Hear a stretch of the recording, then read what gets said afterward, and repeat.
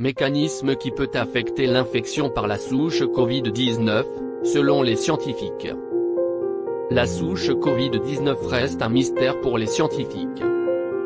Nous savons que les mutations infectent plus de personnes avec des mutations, mais les détails ne sont toujours pas clairs.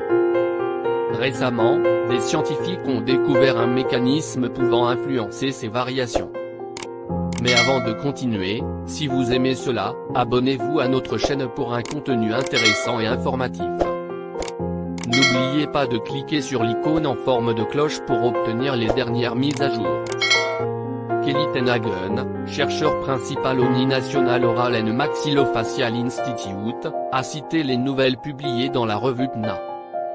Tout d'abord, les chercheurs ont découvert quelle était la mutation.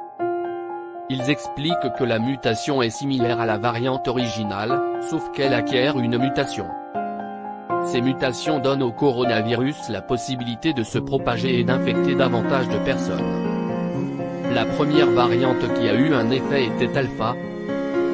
Il a ensuite été remplacé par le Delta le plus dominant du monde. C'est la raison pour laquelle des rappels de vaccins ont été déployés dans de nombreux pays.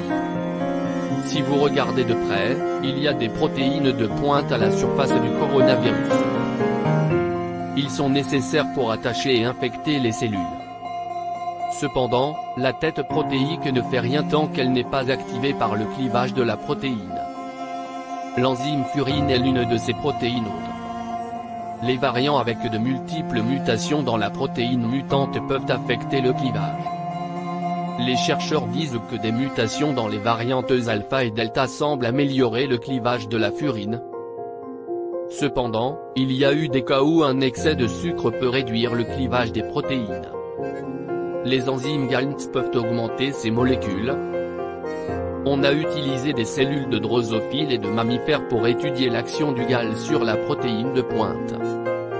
Il a été découvert que GAL1 ajoute du sucre aux protéines de pointe sauvages et réduit le clivage de la furine. Cependant, des mutations dans alpha et delta ont surmonté l'activité et inversé les effets de GAL1. Cela suggère que GAL1 peut partiellement inhiber le clivage de la furine.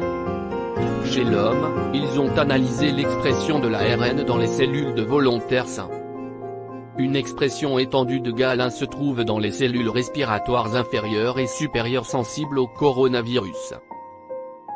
Par conséquent, GAL1 a un rôle dans l'infection, et s'il peut être utilisé, les scientifiques pourraient révéler de nouvelles conceptions de traitements ou de vaccins pour Covid-19.